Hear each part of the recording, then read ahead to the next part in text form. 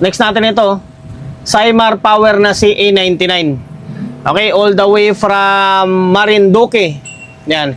Hindi na ako magpapaligoy-ligoy. Bali, ginawa ko na ito mga 3 months ang nakalipas. Kaso nga lang, pagdating daw doon ay parang maaga doon nagkiklip ito. Parang ginawa ko dito, parang Phoenix bias ko lang, hindi ko na matandaan.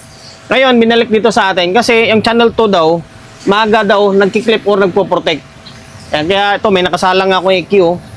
Sinubukan ko ng mas malakas na audio para malaman ko kung ano yung pinakakuan niya, ano yung pinaka problema.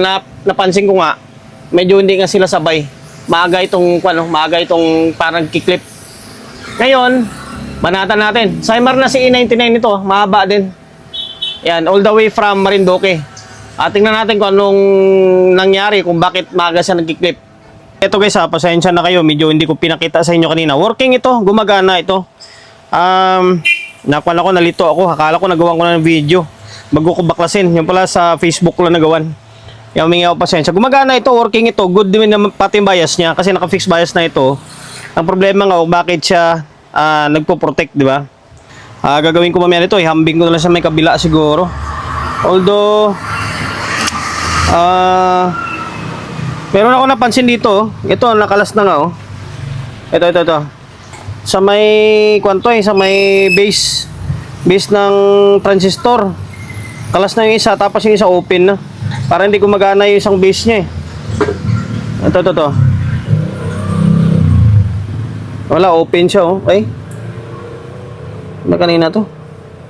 Working naman pala eh. Gumagana naman.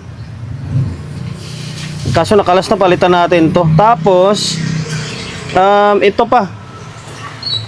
Gagawin ko, kalasin ko siguro yung channel 1 na yan. Tapos ikumpara ko. Kuha tayo ng reference sa kabila. Ito, bakit ang taas na reading ng MOSFET dito? Ano to, leak? Mataas oh. Compare mo dito, mababa lang to dito.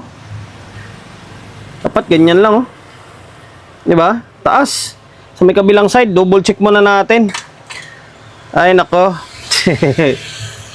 Ginawa ko. Ito, pinalitan ko muna ng kwanto Pinalitan ko muna ng resistor dito. Tapos, dinouble check ko Wala naman ako nakitang sira. Kahit dito sa may stepper, pinag-check ko itong mga tawag nito yung MOSFET. Pinagkumpara ko dito sa kabila. Wala naman ako makitang sira. Ang problema kasi naubusan ako ng LM311 na SMD. Ang meron ako rito, malalaki. Pambira na yan. Ngayon, ano kayang gagawin ko dito? Gumagana to, may bias to. Ngayon, ito, ginamitan ko siya ng ano ba tawag yan? Ng EQ para mas malakas yung audio na papasok. Ngayon, naka 220 yan. Ayun, naka 220 oh. Itong bulb natin, naka-connect dito is yung equalizer natin. O natin.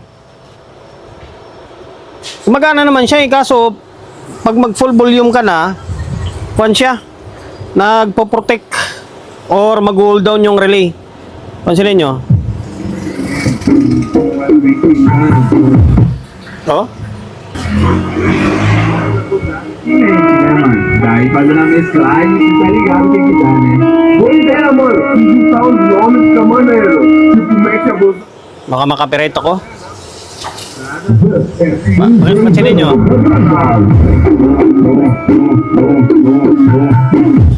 Oh.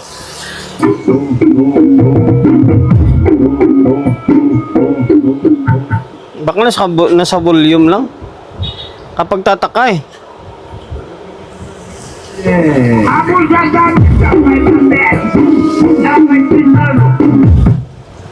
Nag-hold down talaga. Nag-hold down. Bala ko sana palitan yung mga LM311 siguro sana. Kaso, naubusan kasi ako ng LM311. Ay nako. Sige, gawa natin ng diskarte ito. Wala, ginawa ko yung kable pinagpalit ko kasi hindi mo sila pwedeng pagpalitin yung board. Kasi kung mapapansin nyo to, maiksi yung kabila, mahaba yung kabila. Kaya para masubukan mo dito sa may yung isang board papunta dito sa kabila, ang gagawin mo is putulin mo yung wire tapos ipagpalit mo sila. Okay, ang nangyari, pinagpalit ko, wala pa rin. Okay, on natin. Naka 220 yan ha. Kaya naka 220 oh. Pag i-full volume mo, nagkuhan pa rin siya eh. Parang nag-hold down.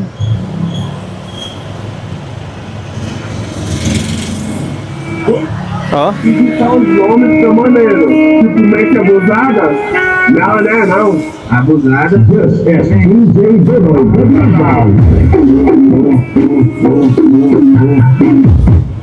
Ayan oh. Parang nag-hold down siya.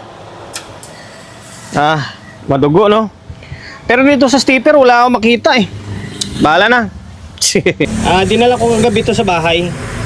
Yan, dinala ko sa bahay kagabi to, tin-troubleshoot ko. Hindi ko lang kinuha na video. Tinatamad ako eh. Ngayon, eto na.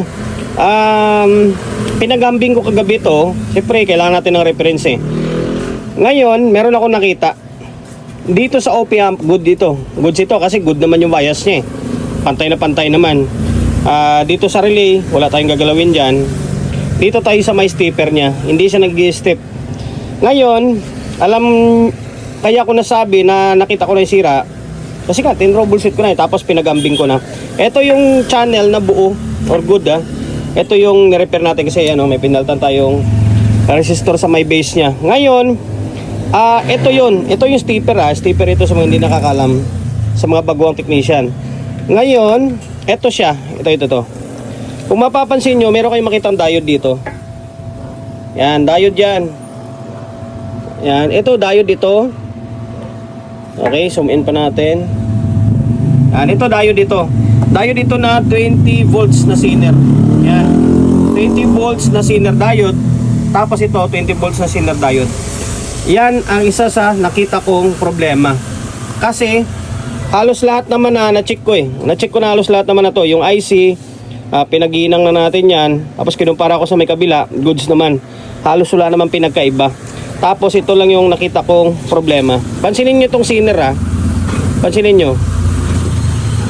Ito yung Zener na 20 volts na to. Sa may side na board na may problema. Pansinin nyo, reading nya. Okay, tapos itong isa. Ang baba oh. Ang layo ng reading nila, di ba? Tingnan nyo yung tester natin. Okay, ito ulitin natin. Ganyan lang yung reading ng isa. Ito yung side na good. Tapos itong isa, pansinin nyo. Layo nyan, oh. Ang taas ng reading nya. 20 volts na Zener diode. Ngayon, bossing, balik tayo. May customer tayo. Ngayon, sabi ko, para makasigurado tayo, iangat natin. Yung diode na yan, para may guhit na kulay blue, para may guhit siya, di ba? Yan yung positive nya. Tapos yung walang guhit, yan yung negative. Ngayon, kapag reverse mo yung tester, di ba, dapat lagay mo yung itim dito. Yung pula sa kabila. Dapat hindi papalo yan once na inangat natin. Ingat natin yung kabilang side lang. Pag inangat mo yan, tapos magkaroon siya ng continuity or palo, meaning sira yan. Kailangan walang palo yan. Ngayon, iangat ko muna Okay, diretso natin. Hindi natin i-cut yung video. Ito lang diskarte sa pag-angat to. Hinangin mo lang to. Angat. Yan. Same din dito. Init, sabay. Angat. Yan, nakaangat na yan. Ngayon, pansinin nyo Pansinin nyo ang kinaibahan niya. Okay. Ngayon, testirin natin ito. Itong side na to. Itong good. Wala siyang palo. Di ba? Wala siyang palo wala yan Ngayon, ito yung isa. Pansinin nyo. Meron siyang palo Ayan Ulitin natin tong isa. Ayun, halos makalas na siya. Okay, ayan, nakatusok tester wala talaga Okay, ngayon papalitan natin to. Tapos testing natin. Sa tingin ko, yan lang yung problema. Ngayon ang gagawin ko dito, total naangat ko na yan. Palitan ko na lang yan. Siguro yung 20 volts na malaki na ilagay natin. Baka mamaya umiinit Okay, magpalit tayo. Tingnan natin kung ano magiging klabasan. Napalitan na natin to Ayan siya Ngayon, ikumpara natin sa may kabilang side. Kung magiging kailang parehas yung reading niya sa may kabilang side. Yung kabila hindi ko na pinalitan. Sayang naman Buo naman yan Ngayon, ito yung good na side Tingnan nyo Naka-reverse tayo, naka-reverse. Oh, ayan siya. Ngayon, ito yung pinalit natin. Wala tayong SMD na Zener diode. Ang pinalit natin, malaki ito. Tingnan, pansinin nyo, pantay na, oh. Diba? Pares na sila, oh. Ngayon, ito yung tinanggal natin na sira. Pansinin nyo. Meron talaga siya, oh, reading, oh. Oh, diba? Sira yan. Oh. Ngayon, pwede nang itesting ito. Tapos, ito guys, kagabi,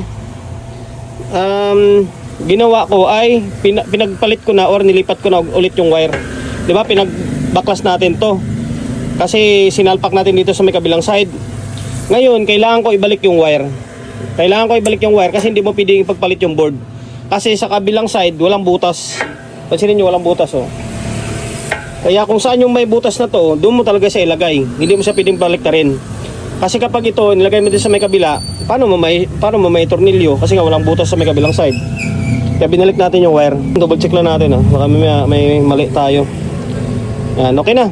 Ngayon, ibalik natin yung ito muna. Itong channel na to na may problema. Tingnan natin kung magti-trip off pa siya.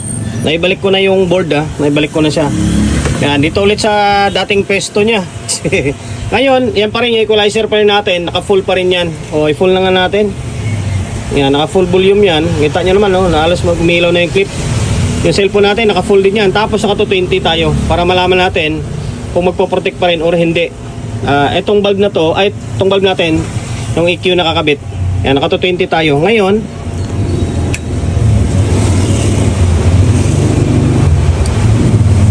medyo matagal na yung delay nito eh.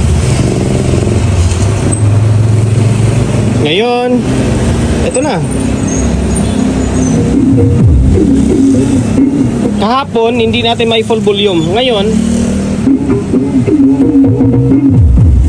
full volume. Oh, ha? Oh.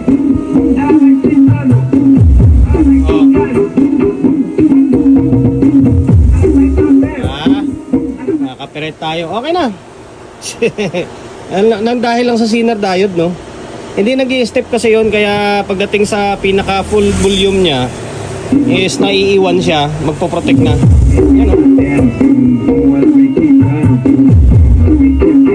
Yan, okay na, makaperate pa tayo dyan. Yun lang. Buti nahuli natin. Kahit ganong problema lang yun guys, isa sa maliit na pyesa lang yun. Pero pag hindi mo masuyod dyan, hindi mo makuha, wala na, tapos na.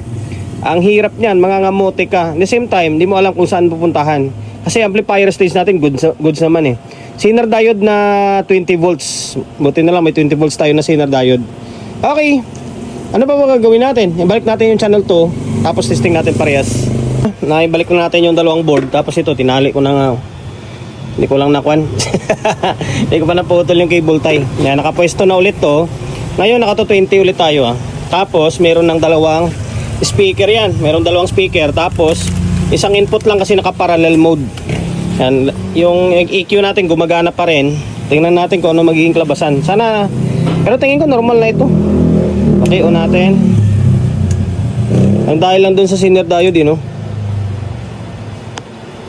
Okay, ngayon, channel 1.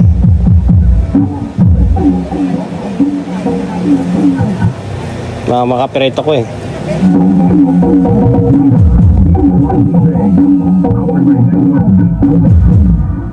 Grabe persa nito. Napakalakas din, napakasulit. Wala pa music. Ito yung channel 2.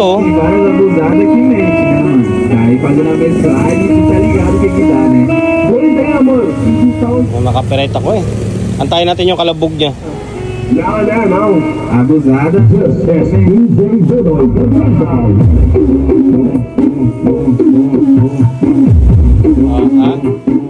Wala na, hindi na nagpo-protect. Okay na. Ano pa ba natin? Okay na yan. Ayun lang naman talaga yung problema niya. Kahit pa paano, buti nahuli natin agad.